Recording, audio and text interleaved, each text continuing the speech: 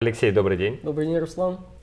Друзья, с нами сегодня в гостях Алексей Василенко. Это член команды X-Line.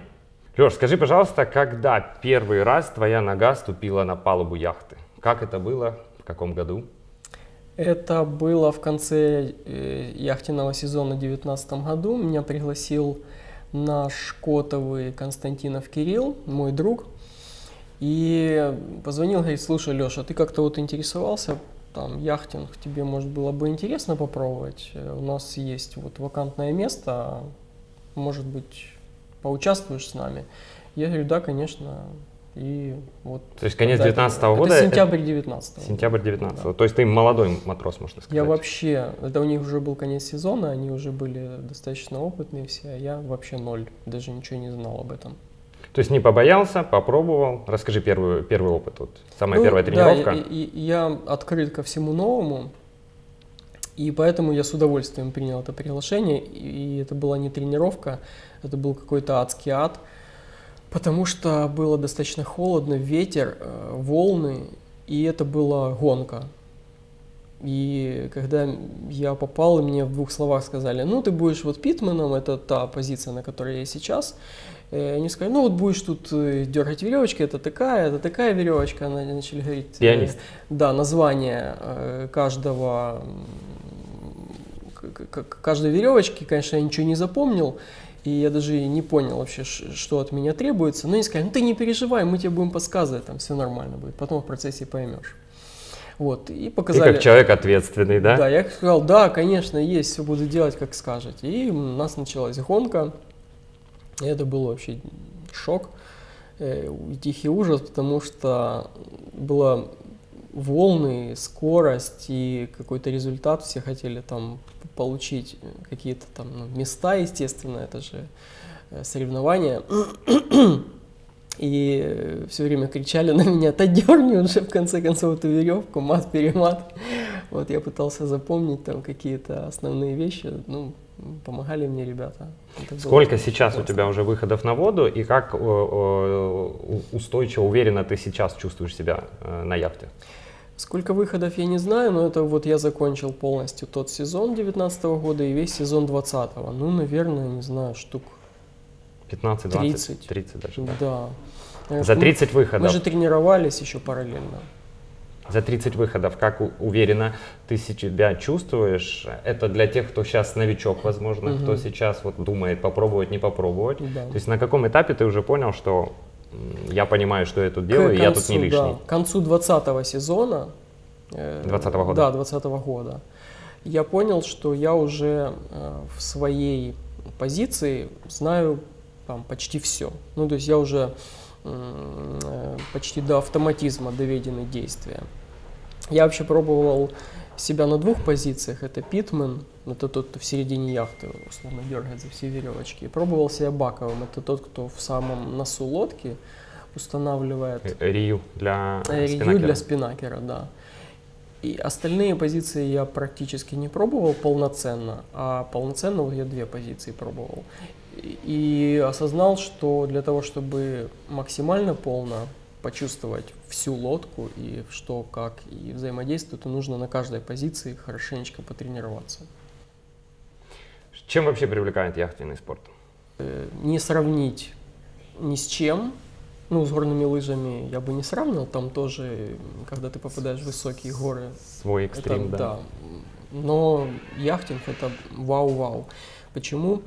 Потому что это всегда что-то новое, не повторяющееся, новые локации, классные люди, друзья, на которых можно положиться. Это твоя команда, которая с временем, с тренировками уже там становится как единый сплоченный такой монолитный механизм, который отрабатывает там все повороты и там с каждым днем улучшается. И это разные веселые, необычные, смешные моменты, и там поездки в другие города и страны для соревнований. Вот у нас намечается в Турцию поездка на этап соревнований в мае. Надеюсь, у нас получится. Ну, вот так. Насколько физически устаешь, да? Давай скажем, гонка, это, как правило, в течение дня идет 4, 5, 6 заездов. Да. по 2 петли, да, то есть Да. на воде вы проводите порядка 5-6 часов. Да, верно. Физически, как это, что нужно, какими свойствами нужно обладать, чтобы хорошо себя чувствовать? Никакими. Ну, просто уметь двигаться. На самом деле он не требует прямо таких каких-то колоссальных физических возможностей. Это же не прыжки в высоту или там с шестом. По большому счету он прощает многие твои физические недостатки. Но чем лучше ты физически подготовлен, тем тебе будет просто легче. Вот. Потому что когда вот первые мои 2 дня, тогда в сентябре, в плохую погоду в соревнованиях, мое участие это было просто ужасно. Испытание. Это прям такой был самый экстрим. Почему? Потому что я не понимал, как перемещаться по лодке. У меня в итоге все мое тело, там, ягодицы, ноги, руки, все было в синяках. И я потом не мог ходить, потому что все ужасно болело. Скажи примерно про финансовую составляющую спорта. Насколько дорого заниматься в городе Днепре яхтенным спортом? Примерно. Ну, все же относительно. Примерно взнос с одного члена команды в год 7000 гривен. Это за яхту и за участие в организацию соревнований. А если мы хотим дополнительно потренироваться на этой яхте клубной, то мы еще платим, если я не ошибаюсь, 1500 гривен за тренировку. Если берем тренера, то еще дополнительно оплачиваем. Со всей команды, да? тренера, Это со делится всей на 5 да. человек, команда из 5 человек. Да. То есть итого, если грубо подсчитать, это там 10-12 тысяч гривен разделить на 12 месяцев, это 1000 гривен в месяц. Ну, да, примерно так. Не сильно. Какие планы на 2021 год? На 2021 год планы у нашей команды расти еще больше, потому что мы были в самом низу списка в 2019 году.